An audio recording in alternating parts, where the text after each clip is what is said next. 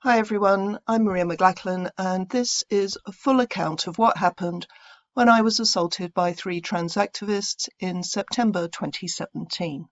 This account omits the horrific reaction online by other trans activists and their allies. I made a separate, much longer video that shows all that stuff.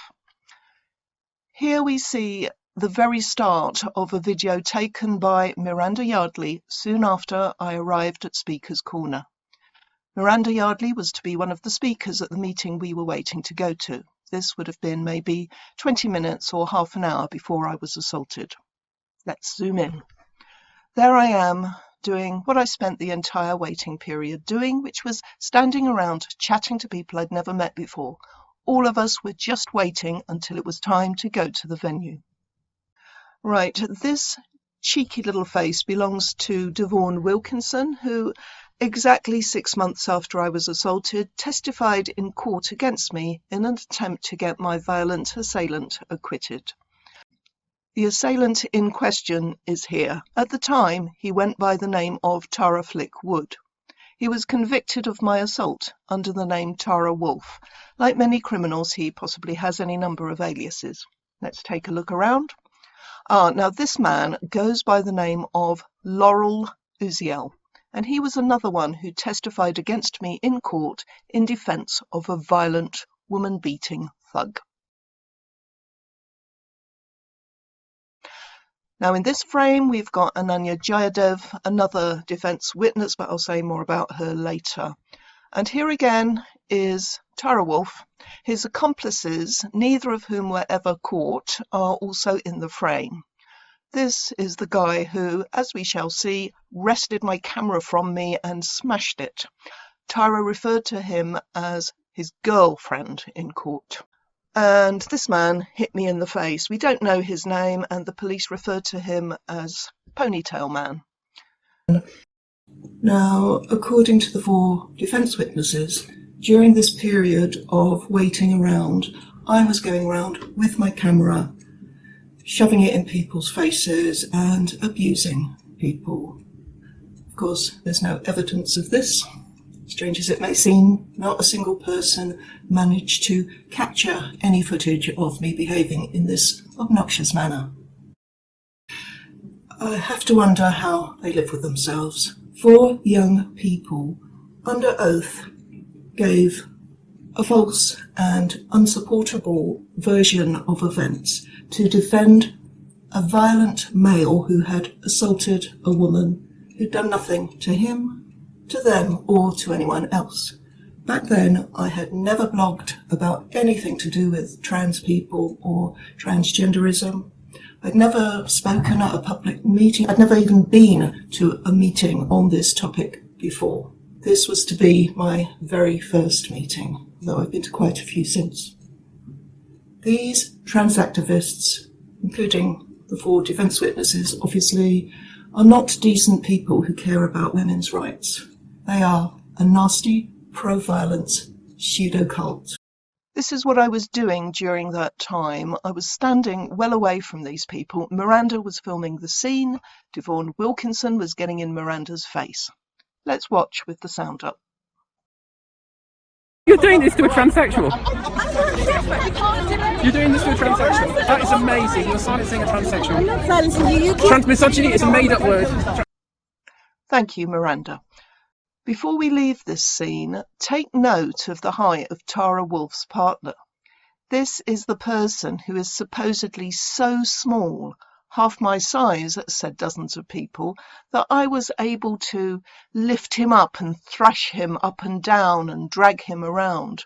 As you can see here, he is almost the same height as Tara Wolf, and as Tara Wolf was quickly identified, nobody has tried to deny that he is pretty tall. Over 6 foot, probably. Look at this photo of him next to a couple of his women friends. To reinforce the point, here is a photo taken surreptitiously of all 3 of my assailants a few weeks after my assault. Wolf has his back to us, his partner is on the right, and the Ponytail Man is facing us. He appears to be a bit shorter, but Again, because he appears much more clearly in the footage I will show you, nobody has tried to claim that he's a little runt. Now, this is a few minutes later. A group of trans activists have followed Miranda Yardley out of Speaker's Corner, which, for those who don't know London, is in Hyde Park. Presumably, they are hoping that Miranda would lead them to the venue, because heaven forfend that women wanting to have a meeting about changes in law that might affect us should be allowed to do so in peace. Again, we see Laurel Uziel, and there is Devon Wilkinson. I don't know the other people's names, but notably at least a couple of them, including Devon, are seen to be holding phones, and this is significant given what they claimed I was doing prior to being assaulted, but which none of them had managed to capture on camera. Again, this is what was happening when I was supposedly going around filming people without permission. Both Uziel and Wilkinson testified in court that they had seen me do so. I don't believe they'd even set eyes on me at this point, or at any point until, half a minute at most before I was assaulted, if that. And the reason is they were too busy hassling Miranda. I understand that Miranda eventually got away from them by jumping into a taxi, but not before one of them had tried to snatch Miranda's phone, and I'm told this was the ponytail man. Watch. So what are you going to do with that footage? No, it's pretty nice footage. Happy stuff, all good. Right, this is a few minutes later. Miranda has gone, and that small group of trans activists has come back into the park and joined their comrades who are standing several meters behind me. My camera, which had stayed in my bag the entire time up to this point, is now poised and ready to film Julia Long, who was to be our other speaker at the meeting and who had borrowed a megaphone from one of the organisers because she wanted to sing us a song. But just at the moment she put that megaphone to her lips, the trans activists started yelling loudly. Presumably they thought she was going to make a speech, and of course they had to shout and drown her voice out, because drowning out voices they disagree with is what they're all about. Let's press play. Right, this is slightly slowed down. Laurel Uziel walks towards Julia. I decide to film his mates, so I swing round and start walking towards them. Venice Allen, who is one of the organisers of the meeting, is in the red coat dancing around, I suppose to show them that she's not bothered. And I stop about 3 meters in front of this group of people shouting.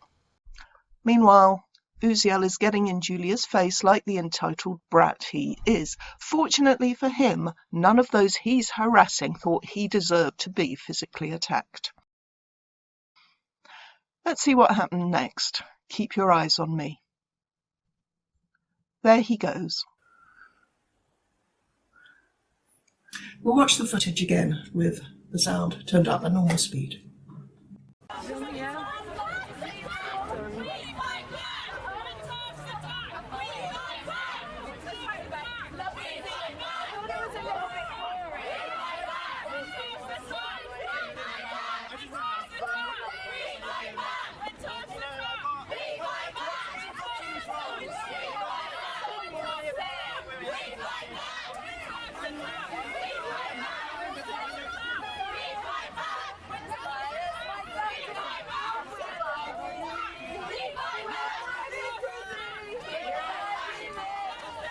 As you could hear, they were shouting, "When the TERFs attack, we fight back." And they shouted that over and over.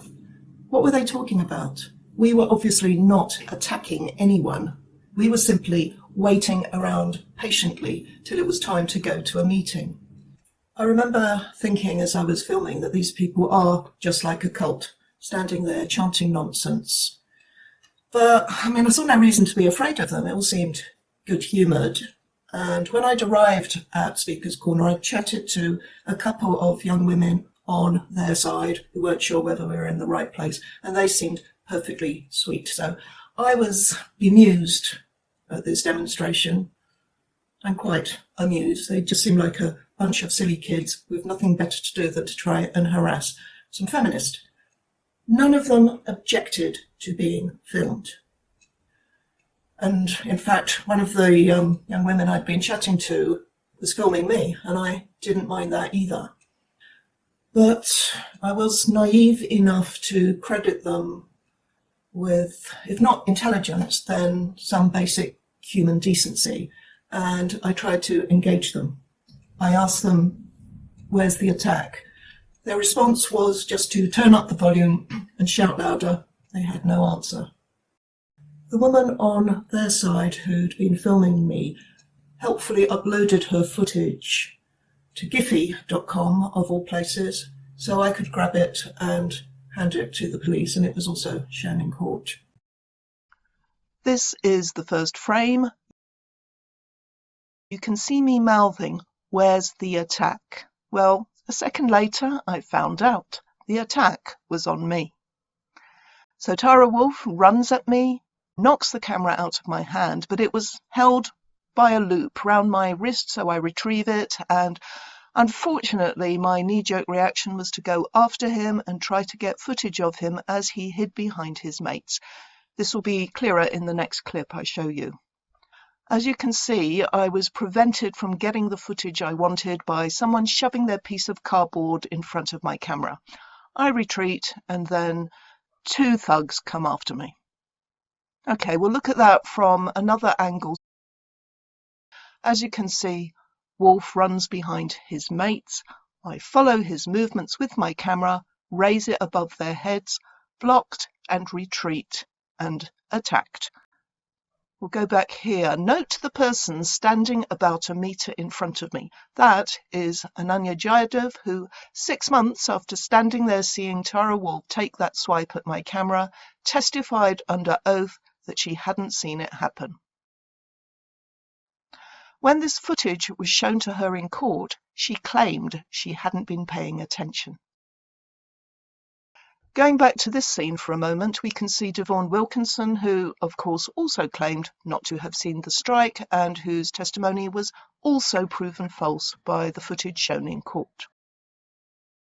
This woman is the fourth defence witness. Her name is Catherine or Kat Higgins, and she also testified under oath that she did not see this happen, and like the other three, she did say that I'd been going around filming them and abusing them prior to this incident. When they were asked what sort of things I'd been saying as I supposedly subjected them to forced close-up filming, they all had to improvise quickly, but the other three said something like, she was saying trans women are men, which, of course, on their planet is terrible abuse and violence. But Higgins excelled herself. When she was asked what I'd been saying, she said, "Your dick's hanging out." I have no words. Okay, let's see what happened next. Wolfe's fragile flower of a girlfriend comes after me, desperately trying to get my camera from me. Wolfe comes up and thumps me and runs away like the big old sissy he is. Initially, some people thought I was being attacked by 4 trans activists, but this is actually feminist hero Helen Steele, who, on seeing what was happening to me, gave no thought to her own safety, but instinctively put her arms around me to try to protect me. I wasn't sure what was happening, except that the guy was trying to steal my camera and I was trying to hold on to it. So unfortunately, all these people now start getting in the way of the camera. There is Uziel. This is the point at which he starts seeing what's happening. Now, several of these women, I think they're involved with the handmaids group Sisters Uncut. They did appear to be trying to stop the attack on me, and Ponytail Man now turns on one of them, pushes her, and, well, let's say he loses touch with his feminine side. See him aggressively striding towards this small woman, showing her who's the man and forcing her to retreat. In the meantime, what's happening to me? Unfortunately, the quality of this part of the video, which is the most hotly contested part, is greatly diminished. You can see that Uziel, Higgins and Jayadev are watching the ponytail man, who's distracted from helping his mate attack me and turns to attack the woman on his own side. Meanwhile, on the right, you can see his mate's body bent over as he's pulling with all his might to get my camera, which is still looped around my wrist, while I'm trying to hold on to my property and stop him running away with it. Finally, he's got my camera from me and he smashes it. We'll see that again, even slower. I'll zoom in so you can see the camera in his hand, zoom out, and you can see it hit the ground. I knew the camera hadn't gone far, and here you can see me still holding onto him for dear life to stop him picking it up and running off with it. Just after this guy has finally got my camera out of my right hand and smashed it, there's a couple of seconds when I've got my left arm round the front of his chest at the top. Joss Pryor made a Twitter thread using stills from the footage, and he called it a loose headlock, which is nonsense, of course. The point of a headlock is to lock the head so it can't move, and this guy, as Magdalene Burns, bless her, said, seems to think he's in a mosh pit. Of course, as trans activists are evil as well as morons, they took the headlock meme and ran with it. In the meantime, his boyfriend, Wolf, and his ponytail mate are still distracted. Uziel and Jayadev, who, together with Kat Higgins, who's out of shot at the moment, all swore under oath that they saw me get the thug who you just saw smash my camera in a headlock, and they got the idea from Joss Pryor, probably by way of Andy Minker, who was Wolf's legal advisor, and another nasty piece of work with no conscience. As the judge, District Judge Kenneth Grant, pointed out, the only footage that shows anything of what happened at this point does not show me getting anyone in a headlock. Here we see that I am holding on to the thug's clothing while he is thrashing about trying to get loose. His big feet never leave the ground except to heel kick me, and then Tara Wolf comes over and thumps me twice. His mate attacks Maria, and then his other mate comes in from the right side to grab her as well, and she ends up on the floor. And you can see they're trying to hide their faces because they don't want the world to know that they're cowards. And here I am getting up. When I got up, I was shocked, trying not to cry, but determined to put a brave face on it. I looked for my camera. It was nowhere to be found. So I went over to where the remaining cultists were still standing around and demanded its return. Laurel Uziel said he was sorry about what had happened to me, but that my assailants didn't represent the rest of them. Ananya Jayadev simply said, "You shouldn't have been filming people without permission." Well, of course, that's nonsense. When I gave my statement to the police, they said, everybody has a right to protest at Speaker's Corner, and everybody has the right to film other people doing so. But then I already knew that. Soon afterwards, my camera was found where it had been dumped. It was a write-off, and the memory card had been stolen. The little memory card compartment door had been open, memory card taken out, and the door shut. It was a deliberate act of theft. Of course, if I'd been doing what those little liars had said and going round sticking my camera in their faces and abusing them, the evidence for that would have been on that memory card, and I've no doubt it would have miraculously found its way into the hands of Tara Wolf's advisor, Andy Minker, and used in court. But then, if I'd been behaving like that, I probably wouldn't have talked to the police at all. Anyway, because I didn't do any of that, the only thing on that memory card would have been film of the protesters and of Tara Wolf attacking me. Funnily enough, that memory card has disappeared for good. I'll leave you with footage taken immediately after the assault of the excruciatingly incoherent Devon Wilkinson, the shameless bluster of Laurel Uziel, and an anonymous brat.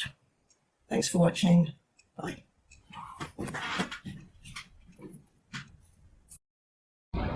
So, have you got a problem with me filming it? not my fucking face, it doesn't matter. Hello, when toughs attack, we fight back. Thank you. Okay, but how are we attacking? In what way are we attacking? You guys are... In what way have we attacked you? We are not a homogenous group. Everyone here is self-organising, so I don't take responsibility for anything that happens other than right here. Okay, so tell me, when you say you fight back when toughs attack, how are we attacking you? By no platforming you. How are you attacking us? Yeah. I've had almost every single fucking member of this group walking up to people here. I've never even spoken to you before. I don't understand. We fight back. When toughs attack, we fight back. Other than to identify me. You came up to me and you said you can film my face if you want to. What do you think? Because you just asked me there. When toughs attack, we fight back. When toughs attack, we fight back. When toughs attack, we fight back. I held someone who, you know, from IFI back. I really... Okay, so who was it? Who was it then? Who? I'm not going to get anyone, dob anyone in, because like we should both... What, so you think it's okay for men to hit women? You're gonna get it again if you keep going. Look. If you And you're shouting who protects the purse, police to protect the purse from male violence. Well, that wasn't a mum for a start. Look, It's not okay to hit people. have I done that? Have I condoned that? But you're just protecting someone who did. Not protecting. I pulled her away. I don't want anyone to... I don't care. If you're a piece of shit, I'm happy for them to hit her. I'm happy for them to hit her. Really? Yeah, if they're a piece of shit. Do you want to tell the police that you're inciting violence? Should I just get No, you tell them, go. I can try.